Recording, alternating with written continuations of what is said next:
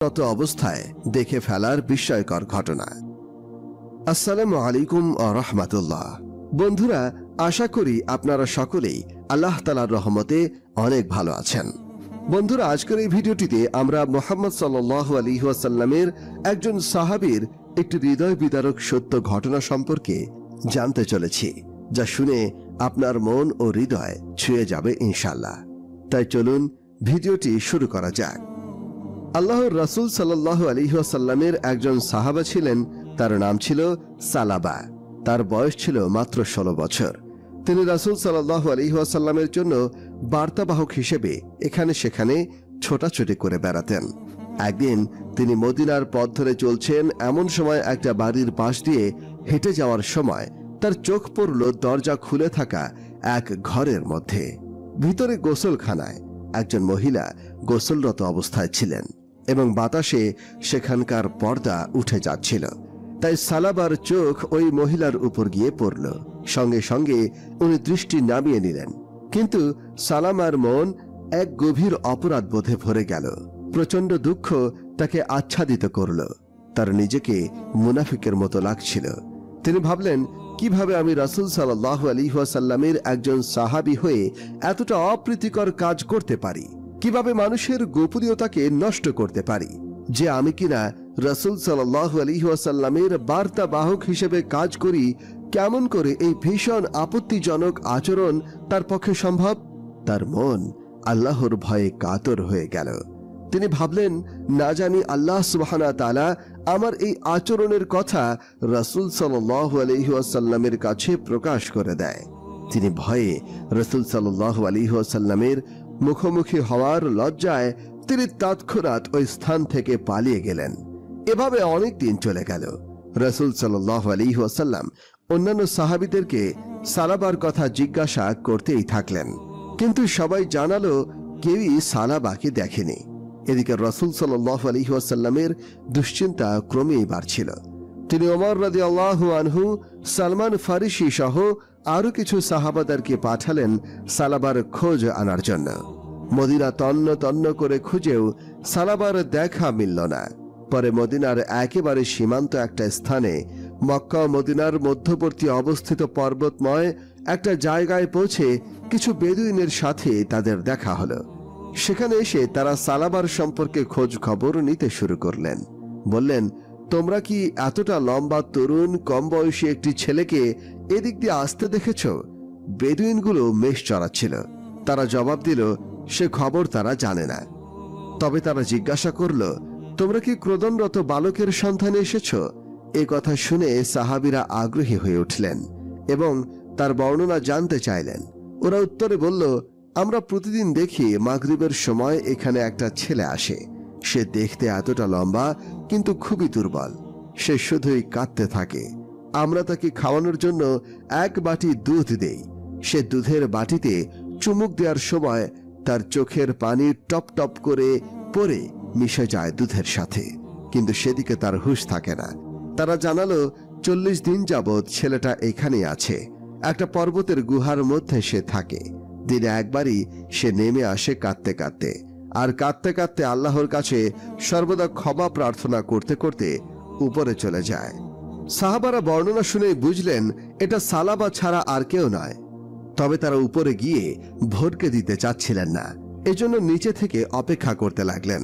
যথাসময়ে প্রতিদিনের মতো আজও সালাবা ক্রোধনরত অবস্থায় নেমে আসলেন। তার আর কোনো দিকে খেয়াল নেই, কি দুর্বল শরীর হয়ে গেছে তার। বেদুইনের কথা মতো তারা তাকে দেখতে পেলেন সালাবা দুধের বাটি হাতে কাঁপছে, আর তার অশ্রু মিশে একাকার হয়ে যাচ্ছে।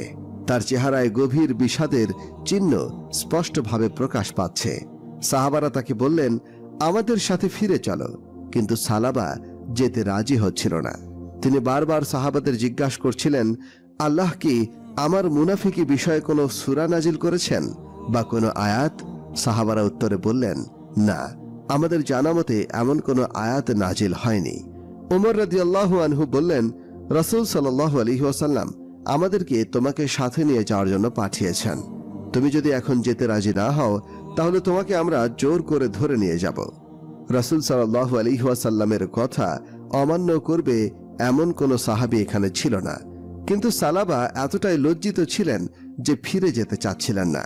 এরপর সাহাবারা তাকে রাসূল সাল্লাল্লাহু আলাইহি ওয়াসাল্লামের কাছে মদিনায় নিয়ে আসলেন। মহানবী সাল্লাল্লাহু আলাইহি ওয়াসাল্লামের কাছে এসে সালাবা আবারও একই প্রশ্ন করলেন, আল্লাহ কি আমাকে মুনাফিকদের মধ্যে অন্তর্গত করেছেন, অথবা এমন কোনো আয়াত নাজিল করেছেন যেখানে বলা হয় যে আমি মুনাফিক? রাসূল সাল্লাল্লাহু আলাইহি ওয়াসাল্লাম তাকে নিশ্চিত করলেন যে এমন কিছুই নাজিল হয়নি। তিনি সালাবার দুর্বল পরিশ্রান্ত মাথাটা নিজের কোলের উপর রাখলেন। সালাবা কাঁদতে কাঁদতে বলে উঠলেন, ইয়া রাসূলুল্লাহ সাল্লাল্লাহু আলাইহি ওয়াসাল্লাম, এমন গুনাহগার ব্যক্তির মাথা আপনার কোল থেকে সরিয়ে নিন। ওনার কাছে মনে হচ্ছিল যেন সে এসব স্নেহের যোগ্য না। রাসূল সাল্লাল্লাহু আলাইহি ওয়াসাল্লাম তাকে সান্ত্বনা দিতেই থাকলেন। আল্লাহর রহমত আর দয়ার উপরে ভরসা করতে বললেন, আল্লাহ তাআলার কাছে ক্ষমা চাইতে বললেন। এমন সময় সালাবা বললেন, হে আল্লাহর রাসূল, আমার এমন মনে হচ্ছে যেন আমার হাড় আর মাংসের মাঝখানে পিঁপড়া হেঁটে বেড়াচ্ছে। রাসূল সাল্লাল্লাহু আলাইহি ওয়াসাল্লাম বললেন, ওটা হলো মৃত্যুর ফেরেশতা। তোমার সময় এসেছে সালাবা, শাহাদত পড়ো। সালাবা বলতে থাকলেন, আল্লাহ ছাড়া ইবাদতের যোগ্য কোনো ইলাহ নেই। মুহাম্মদ সাল্লাল্লাহু আলাইহি ওয়াসাল্লাম আল্লাহর রাসূল। উনি শাহাদত বলতেই থাকলেন। এভাবে তার রূহ শরীর থেকে বেরিয়ে গেল। মহানবী সাল্লাল্লাহু আলাইহি ওয়াসাল্লাম সালাবাকে গোসল করিয়ে জানাজার পর কবর দিতে নিয়ে যাচ্ছিলেন। অনেক সাহাবীরা সালাবাকে বহন করে নিয়ে যাচ্ছিলেন। মহানবী সাল্লাল্লাহু আলাইহি ওয়াসাল্লাম পা টিপে টিপে অনেক সাবধানে এগিয়ে যাচ্ছিলেন। ওমর রাদিয়াল্লাহু আনহু অবাক হয়ে জিজ্ঞাসা করলেন, ইয়া রাসূলুল্লাহ, আপনি এভাবে কেন হাঁটছেন, যেন ভিড়ের মধ্যে হেঁটে চলেছেন? কিন্তু রাস্তা তো ফাঁকা পড়ে আছে, আপনি আরাম করে কেন চলছেন না ইয়া রাসূলুল্লাহ? উত্তরে রাসূল সাল্লাল্লাহু আলাইহি ওয়াসাল্লাম বললেন, হে ওমর, আমাকে অনেক সাবধানে চলতে হচ্ছে। সমস্ত রাস্তা ফেরেশতাদের দ্বারা ভরে গেছে। সালাবার জন্য এত ফেরেশতা এসেছে যে আমি ঠিকমতো হাঁটার জায়গা পাচ্ছি না। সুবহানাল্লাহ। এই সেই সালাবা যে ভুলক্রমে একটা ভুলের জন্য এত বড় প্রায়শ্চিত্ত করেছিলেন। গুনাহের কাজ তো দূরের কথা, গুনাহ না করেও আল্লাহর কাছে ক্ষমা চেয়ে চেয়ে ব্যাকুল হয়েছেন। কতটা উঁচু ছিলেন তিনি আল্লাহর চোখে যে তাকে নেওয়ার জন্য ফেরেশতাদের আগমনে রাস্তা ভরে গিয়েছিল। ওইসব ফেরেশতারা নেমে এসেছিলেন শুধু সালাবার জন্য, তার জন্য দোয়া করার জন্য, তাকে নিয়ে যাবার জন্য। আর আমরা সারাদিন জেনে না জেনে এত ভুল করেও, এত গুনাহ করেও অনুশোচনা করি না। উল্টো আমাদের পছন্দ মতো কিছু না হলে আল্লাহর আদেশের উপরে অসন্তুষ্টি প্রকাশ করতে থাকি, জীবন নিয়ে নালিশ দিতে থাকি। মুমিন বান্দার কাছে তার গুনাহগুলো এমন যেন এখনই পাহাড় ভেঙে তার মাথার উপরে পড়বে। আর একজন দুর্বৃত্তকারীর কাছে গুনাহ এরকম যে মাছি এসে তার নাকের উপর গড়াগড়ি করছে, আর সে হাত নাড়িয়ে সেটা সরিয়ে দিল। আল্লাহ আমাদেরকে জেনে বা না জেনে করা গুনাহগুলো ক্ষমা করে দিন। আমাদেরকে সঠিকভাবে মনের অন্তরস্থল থেকে অনুতাপ করার, ক্ষমা চাওয়ার সুযোগ দান করুন। আমাদেরকে নিজেদের ভুল স্বীকার করে নিয়ে খারাপ কাজগুলো থেকে দূরে থাকার তৌফিক দান করুন। আমিন। ভিডিওটি ভালো লাগলে একটা লাইক